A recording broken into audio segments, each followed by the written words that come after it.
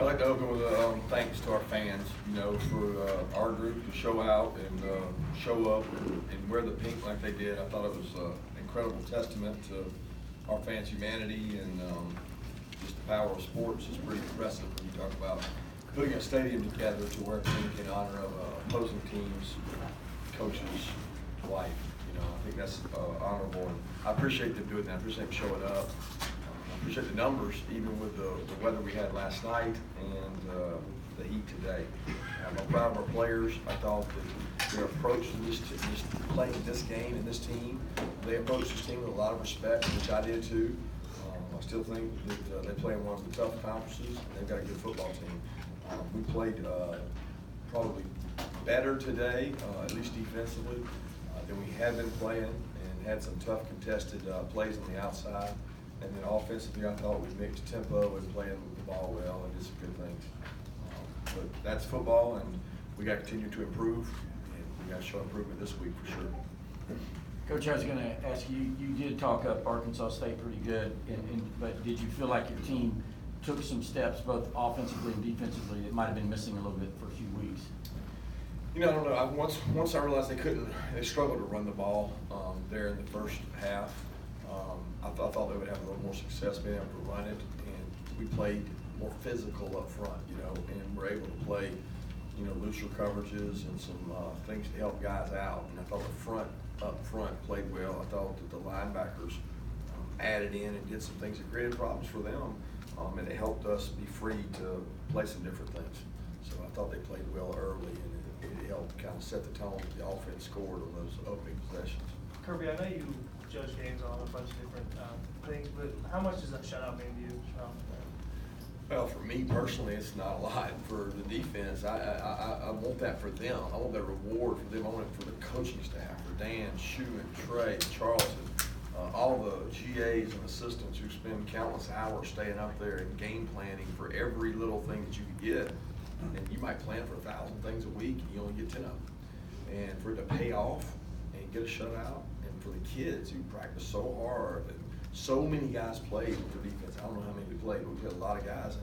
I've been at a lot of games that end sloppy, and you don't give up that touchdown, and you feel like deflated. But it's nice to walk out of there with a shutout and reward the players who got to play, that played to the standard that we got to play to. Coach, you talked about during the spring, you talked about the play of your wide receivers and wondering how they would respond once the season started.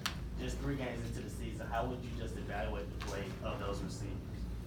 Well, when they've had an opportunity, they've done well. They've blocked the perimeter well. They played physical. They play fast.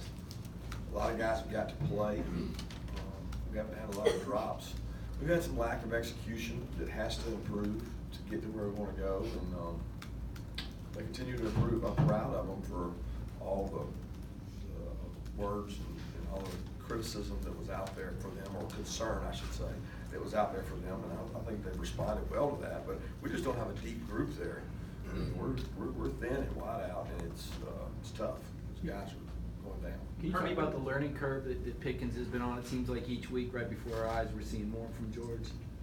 Well, I think you're seeing that because we're trying to use his talents more. First game, we didn't know how he would respond, and we tried to get him the ball there some late. And then second game, we certainly had some opportunities to use him, and he's improving, and he's also proving that he can become accountable. And all people see is the catches. You don't see when he doesn't catch the ball or he has a busted route. He had several things today that he didn't do right, he didn't do well. So he has a lot of improving to do, where I know the consensus will be he had catches, he had wows, he had this, but when he didn't have the ball, or the ball's not thrown to him, a lot of those were because he wasn't doing what he was supposed to do.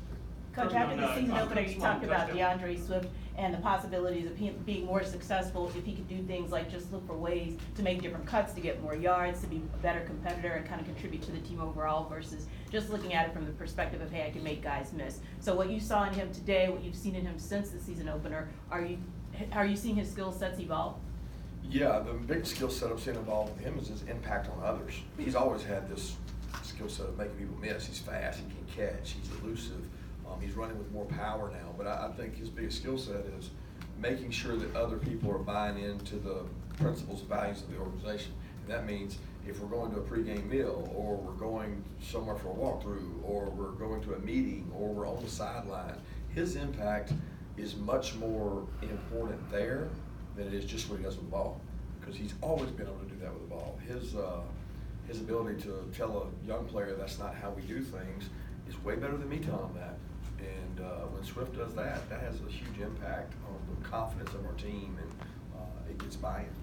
Kirby, A lot of about people three are Coach Long lopsided touchdowns, wins. is there any part of you that would have liked to have been challenged a little more before next week, just to maybe answer some questions? I mean, it's hard to answer that question, because you'd like to say yeah, but then we'd be asking ourselves a lot more questions. You know, the teams we played, so it's tough. I don't worry about that as much as I worry about the physical conditioning, because physical conditioning of playing a four-quarter game, there's really only one way to simulate that. Just play it, and we haven't, you know, and I can't rightfully just keep the guys out there and not play other players. So that's the toughest thing. We got to be in shape, ready for a four-quarter game.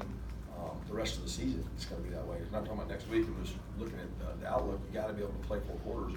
We kind of had to do that at Vanderbilt, but we haven't had to do it like we know we're going to have to.